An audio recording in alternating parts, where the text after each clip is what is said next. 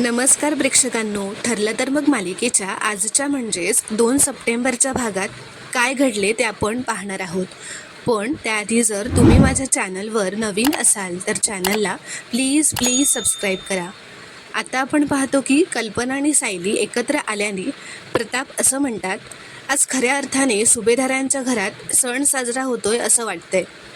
आता रविराज, प्रतिमा आणि सायली तुम्ही तिघंही प्रतिष्ठापना करून घ्या. आता ते तिघंही मूर्तीची प्रतिष्ठापना करून घेतात. सायली, अर्जुन आरती करायला घेतात. घरातले सगळे खूपच आनंदाने प्रसन्न होऊन आरती करतात. कल्पना आरती चालू असताना मनातच असं म्हणते, प्रतिमा आणि भावोजींचं कुटुंब किती चांगलं होतं, सुखी होतं. त्यांना कुणाची दृष्ट लागली. तन्वी सापडली खरी, आता असं वाटतंय नसती सापडली तरच बरं झालं असतं. आता सायली, अर्जुन आरती ओवाळत असतानाच अर्जुन मनातच असं म्हणतो, सायली खूप मनापासून तुझी भक्ती करते बाप्पा. आज तिला तिची सासू परत मिळाली आहे, तसंच तिला तिचे खरे आईबाबासुद्धा परत मिळू देत. पण मी त्यांना कसं शोधू? एक तरी धागा मला मिळू देत बाप्पा, जो धरून मी सायलीच्या खऱ्या आईबाबांपर्यंत पोचवू शकेन. सायली म्हणते, तू नेहमी मदत करतोस, नेहमी मार्ग दाखवतोस. तिचा विश्वास खरा ठरू देत, मला मार्ग दाखव. तर आता आरती चालू असतानाच अर्जुनला त्या पोलीस स्टेशनमध्ये जेव्हा सायली आणि अर्जुन ते पुरावे शोधत असतात त्या गोष्टी आठवू लागतात. अर्जुन आता डोळे उघडतो व खुश होतो व बाप्पाकडे बघतच म्हणतो, मला लवकरात लवकर आश्रमात जाऊन सायलीचं गाठोडं शोधायला हवं. असं म्हणत आता आरती संपते.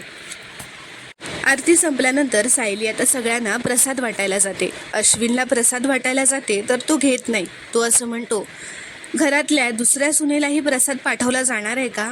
नाही ना, मग मलाही नको आहे. मी इथे फक्त बाप्पाकडे तन्वीसाठी प्रार्थना करायला थांबलो होतो. असं म्हणत तो बाहेर निघून जातो. प्रतिमा म्हणते, अश्विन खरं तर आदर्श नवरा आहे, पण त्या नादात तो आदर्श मुलगा होऊ शकत नाही आहे. प्रताप असं म्हणतात, बरं ते सगळं जाऊ देत, सगळ्यांचा मूड आता किती छान आहे, तो छानच राहू देत.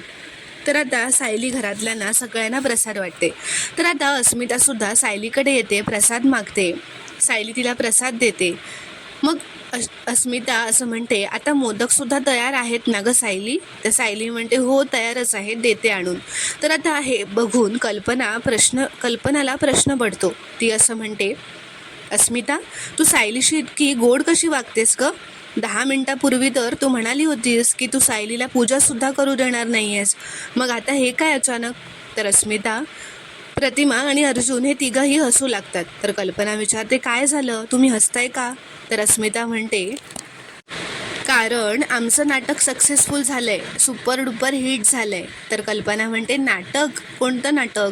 तर अस्मिता म्हणते, मी सायलीला त्रास देणं, डॅडने तिला ओरडणं, हा सगळा एक प्लॅन होता. तर अस्मिता आता हा सगळा प्लॅन कसा त्यांनी केला ते त्या सगळ्यांना सांगत असते.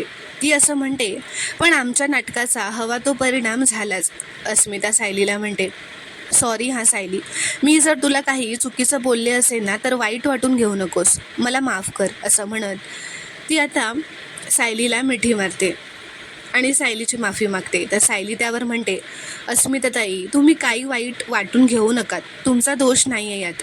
पण ही सुपीक कल्पना कोणाच्या सुपीक डोक्यातून आली आहे ना ते मला चांगलंच कळलं आहे, असं ती अर्जुनकडे बघत म्हणते. तर अर्जुन आता हसतच कान पकडतो, म्हणजेच तो माफी मागत असतो. अर्जुन आता मनातच विचार करतो की मला लवकरात लवकर आश्रमात जाऊन सायलीचं गाठोडं शोधायला हवं. तर अर्जुन म्हणतो, पण आता आम्हाला एक अर्जंट काम आलं आहे, म्हणून मला आणि चैतन्याला जावं लागणार आहे.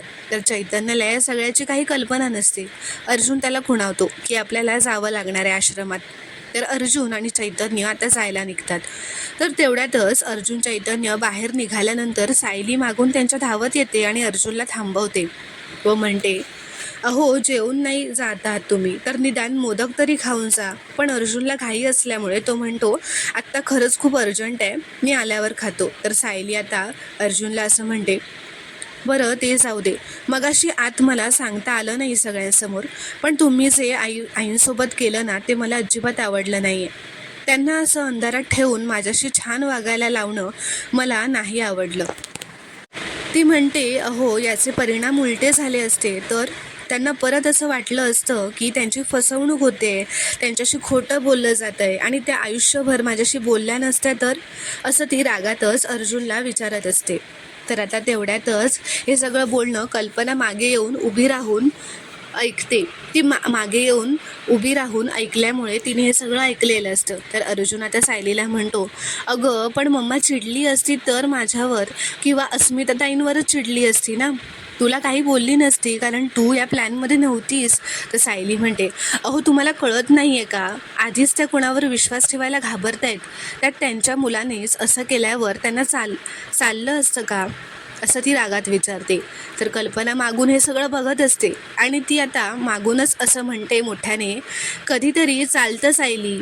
ती पुढे येऊन असं म्हणते, ही फसवणूक होती खरी, पण गोड फसवणूक होती. माझे डोळे कोणीतरी उघडायलाच हवे होते. माझ्या मनात जे होतं ते मला बोलून दाखवता येत नव्हतं. आता जर का अर्जुनने नाटक केलं नसतं ना सायली, तरी मी गप्पच राहिले असते, मी हे सगळं बोलू शकले नसते, असं म्हणत ती अर्जुनला थँक्स असं म्हणते. ती म्हणते, सायली मी चिडले नाही हां आत्ता, पण तू जर का आता माझ्या मुलाला ओरडलीस ना तर मात्र मी नक्की चिडेन, असं म्हणत आता सगळेच हसू लागतात. तर अर्जुन म्हणतो, चला आम्ही निघतो आता, असं म्हणत अर्जुन व चैतन्य आश्रमात जायला निघतात. आता सायली आणि कल्पनासुद्धा आत घरात जातात. तर प्रेक्षकांनो, पुढील भागात आपण पाहणार आहोत की अर्जुन, चैतन्य आणि कुसुमताई आश्रमात सायलीचं गाठोडं शोधत असतात. त्यांना आश्रमातल्या सगळ्या मुलांचे गाठोडे सापडतात, पण फक्त प्रिया आणि सायलीचं गाठोडं सापडत नाही. त्यामुळे आता अर्जुनला या गोष्टीवरून थोडा डाऊट आलेला असतो. तर पुढील भागात आता काय घडणार हे पाहणं खूपच रोमांचक ठरणार आहे. व्हिडिओ पूर्ण बघितल्याबद्दल धन्यवाद. व्हिडिओ आवडल्यास कॉमेंटमध्ये नक्की कळवा व चॅनलला प्लीज सबस्क्राईब करा.